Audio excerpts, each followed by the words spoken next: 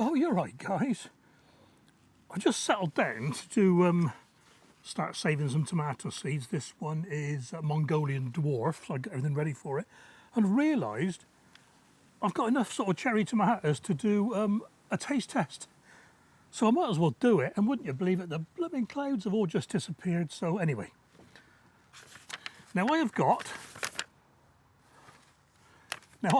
left to right for you chocolate cherry, mango apricot and pink champagne, Loy's baby tiger, mango lassi, Principe borghese, striped Turkish monastery, or some call it Turkish striped monastery, I don't know why. And what I've done at the end, I put a few of my own favourites, Santium sunrise and latta, just as a control measure, because I might think these are brilliant. I'll get to that and think, yeah, they're mediocre. Now, what I'm going to do different this year, I'm not going to really score them as such, and I'm not really going to mention the skin, the seeds or the juice unless they're outstanding. A lot of tomatoes this year are going to be a bit thicker skinned if they're in the sunlight. I mean, some of these were under the shade of leaves, so maybe they won't be too thick skinned. But I'm doing just doing the taste really, and I'm just going to do an arbitrary quick chat about what they are. I'll do a close-up with me my phone, and I'm going to call them sweet, tart, tangy, balanced, bland, and of course, wow. And if there's anything outstanding, they'll go into the top 10. Anything disgusting, they'll be marked in red, never to be seen again by Digwell. So I think the best thing to do is get on with it, eh?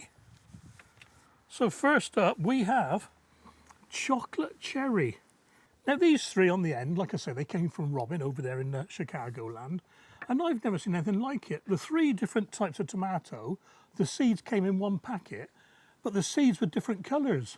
I can't remember what they were now, but there was untreated, there was red, and there was green. It's so different, isn't it? So this is chocolate cherry. Let's cut him open, eh? So down the middle. Yeah, nice and juicy, nice and juicy. Well, I think here we go then.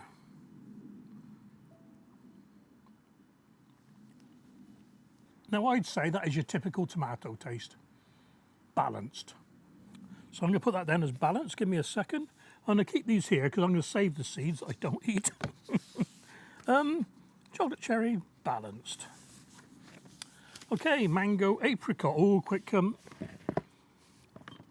that's a quick refresh the palate.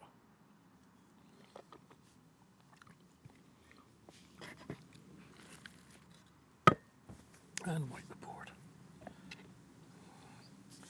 Okay then, mango apricot. A little bit bigger this one, mango apricot. Looking good. Here we go then. Now, as the name suggests, that is very, very fruity. I am liking that one. I've got sweet, so I'm going to put in the flavour notes fruity. And the third of the trio, a little bit smaller this one. This is the pink champagne. Got a little bit of a point to it. Hard to stop these rolling around.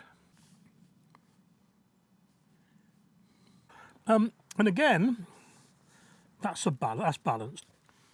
Okay then, next up we have Loy's baby tiger. Now this one's growing in the veggie pod kitchen garden in my kitchen window. And you can see, I don't know if you're going to see it in this light, you can just about make out the sort of tiger stripes. So I'm guessing it's got its lineage a bit from, you know, the tiger ones. Typical. How do you describe the inside of a cherry tomato? There it is. No, don't like that one at all. Not liking that one, guys, not liking that. No, I don't like it. I'm going to put a 0, big fat 0 for that. Give it a bland, very bland.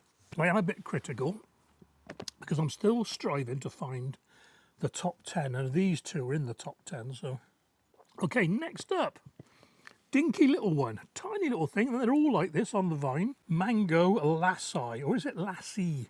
I'm going to say lassi because it's got no E at the end. Tiny little thing, there's my finger, look.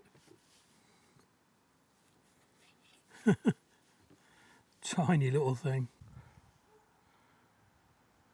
Okay, fingers crossed this one's a bit better. Oh, it is. Ooh, that is acidic, or sharp. Yeah, sharp. Acidic, tart, that's the word, tart. Tart, I'm liking that one. That's almost a semi-wow. I'm going to put half in the wow column. I would buy that one again, or I would grow that one again. Next up then is Principe Borghese. I've looked on how to pronounce this on the old interweb, and there's about 6 different ways of saying it. So anyway, Principe Borghese, that sticks with me. So here it is, a little bit bigger than the rest. Almost a slicing one this. Should I slice it now? Yeah, I'll just take a piece off the end. Yeah, it is almost a small salad tomato, really, isn't it? I wonder what it's advertised as. I'll check and put it on the screen for you. It is quite juicy, actually.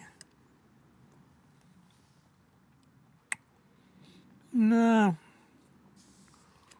it's balanced, but it's balanced and bland. Okay, one more new one. This is the striped Turkish monastery, and let's have a look, see if we can see the stripes on it. Just hope this isn't one that's just grown for its looks, or bred for its looks, if you know what I mean. Again, it's a little bit larger, but still comes under the cherry category, I reckon. Quite juicy, quite seedy as well, which is good for me. Ooh, that's not too bad, you know. That's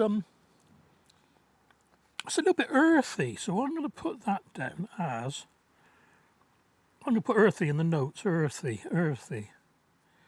Yeah. You know, you get these chefs and they say it's got overtones of this and that and a bit of cinnamon, blah, blah. To me, it's just earthy. It's balanced, and I'm going to give that a 7.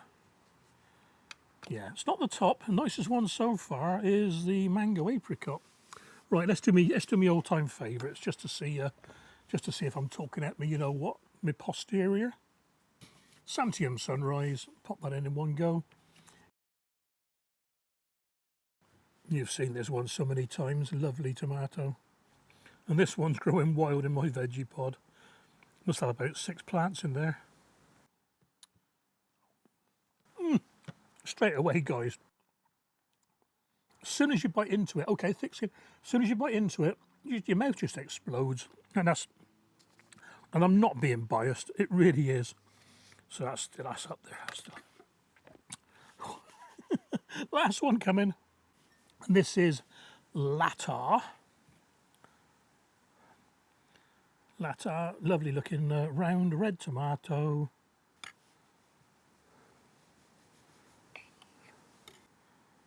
Beautiful. Here we go then. Oh yeah. It's one of those ones, again, same as the Santiam Sunrise, you put it in your mouth and your mouth wakens up. So it is one of those. I mean, these two, possibly that one, they have got so much umami in them, you know what I mean? They really do waken your mouth up. I'm going to just put that, yeah, I'm going to put that down as a 10 again. So that's going to stay in my top 10 anyway. I'll put the scores together, show you on the screen, and I'll add a few digital labels at the front there, because every time I make card ones, they blow away. I think that's it for now, guys. I've got to get on and save some seeds for this, because it's going to go mouldy on its own at the moment. And I've got a few others as well to go. And Principe and the monastery. And here's a scorecard for today's taste test. I will be tasting them all again, but obviously not filming them, so it could well be that chocolate cherry moves up a bit, and, well, heaven forbid, Lowe's Baby Tiger might improve. Stranger things have happened, and I've put Santiam Sunrise and Latte at the bottom because they are my all-time favourites, as you'll see on this chart now. And I've just noticed that Latte is on the salad tomato list, not on the cherry tomatoes, so there you are. And in case you hadn't worked it out, the year on the right hand side is the year they made it onto the list. Well, I hope you enjoyed this one, guys. I wasn't planning on doing many tomato taste tests, but you never know. I've got a load of beefsteaks growing and I've got a load of salad type tomatoes, plus the usual plum ones. Look after yourselves, take care, and I'll catch you on the next video.